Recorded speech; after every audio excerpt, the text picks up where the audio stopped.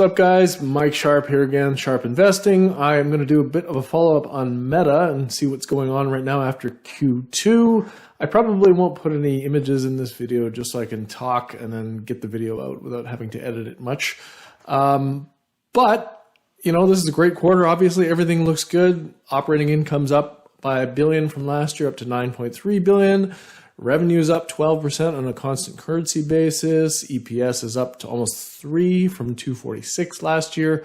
Costs are down since Q4. They were at 80% of revenue in Q4. Now they're down to 71%. So the year of efficiency is well underway. Ad impressions were up 24%, and everything's great now. Sentiment is through the roof. Everybody's happy. Cramer's happy. Nobody cares about the metaverse spend anymore. The mob hates Musk right now and not Zuckerberg, who was the most hated person in the world just a few years ago. Now everybody loves Zuckerberg because he's fighting Musk, I guess. Mr. Market is definitely fickle, and right now he is in love. And being a sentiment contrarian, I am not comfortable at all. So if I go back to the ad impressions, actually, so the prices are still down 16%, which shows that there is even potentially more upside here when those normalize and start going up again.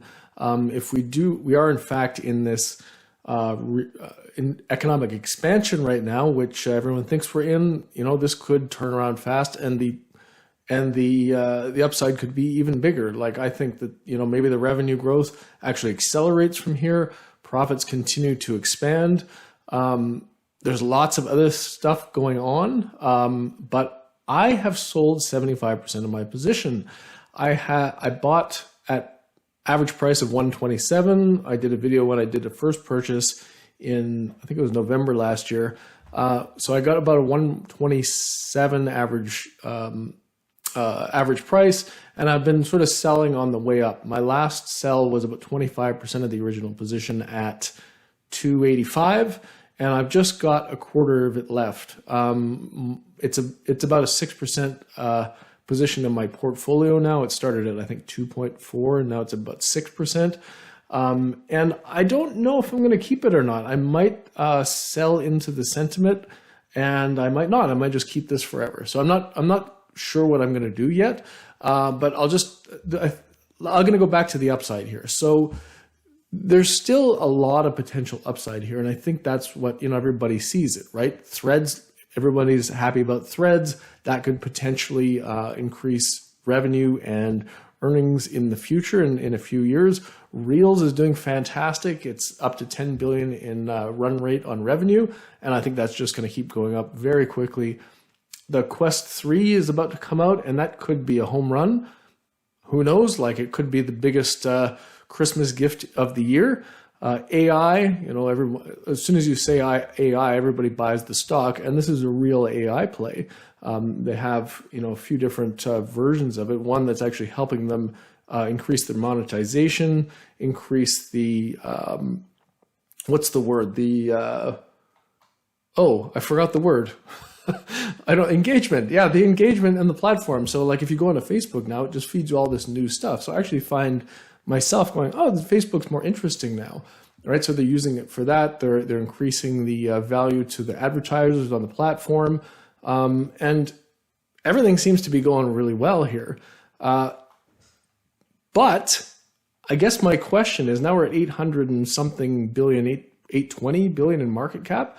It's much harder to move the needle now, right? You need to, I would say at this point, I would probably need to see a double in potential earnings over the next 3 to 5 years. And I don't think I have that kind of visibility. I don't really even know what they're going to make next year. It's probably more than it is this year, but I think the visibility into Meta is it's pretty murky. So if I go back to the original reason why I bought this, which was because it was a sentiment play, everybody was negative. Everybody hated, not Musk, Zuckerberg, and everybody was negative on the company because of the metaverse. There was no view on the good stuff. It's basically the exact opposite of what it is now. And now the sentiment has flipped, and I don't have any edge anymore. I don't think I know more about this company than anybody else. I don't think I have a better read on it than anybody else. I'm looking at the same information as everyone else, and my sentiment edge is now gone. So I don't feel comfortable holding a big position in this. So I may keep the last bit, I may get rid of it, just so you know. Some other notes here, like on the financials in quarter two, the cost guidance was actually, the only negative thing here was the cost guidance for 2024 was pretty negative. Let me see if I can find it here, but there was a lot of talk of costs going up across the board. Okay, we expect higher infrastructure related costs next year. Depreciation expense will increase by a larger amount because they've been really throwing a lot of money at CapEx. Anticipate growth in payroll expenses. Operating losses to increase meaningfully year over year in Reality Labs. And plus their CapEx spend is going to go up. Now, I think the CapEx spend is actually good because it's usually related to, they have an ROI target on it. So I'm maybe not including that. But what I'm thinking is that because the expenses could possibly, go up next year, and it sounds like they might go up significantly. All the gains they've made this year in terms of the expense ratios and stuff like that, those might reverse. And if they start to reverse, you might see a switch in the sentiment at some point. Now, I don't think that's coming anytime soon. I think they're going to ride out this year, and it's their year of efficiency, and they're going to keep on doing what they're doing. And I think the second half is probably going to look really good.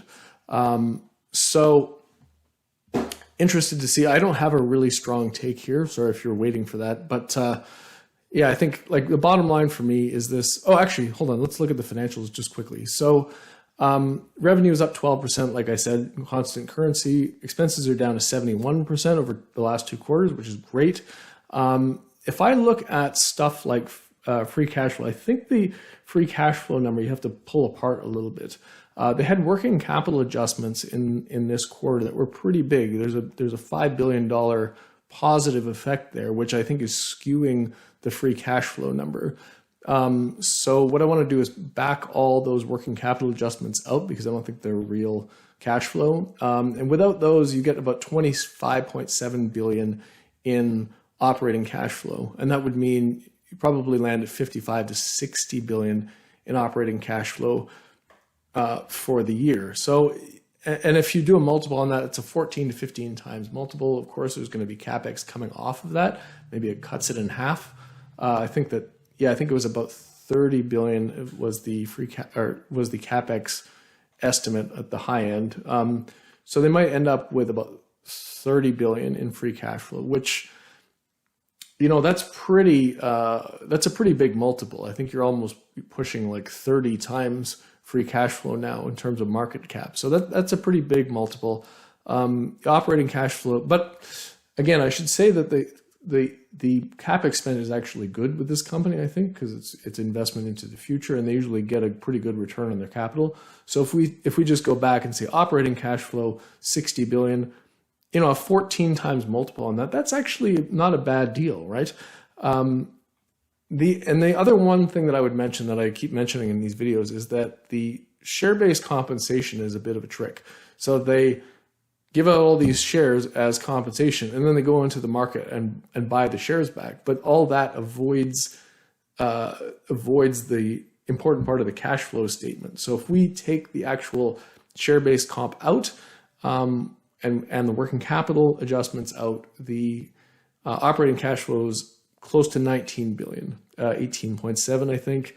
And if you look at that over the year, it's probably 40 billion kind of thing. If it keeps up like this and they get some growth, which I think they're going to get, the multiple is about a 21x on that. So I don't think this is not expensive on any metrics except that free cash flow metric that I said, but I don't think I want to use that.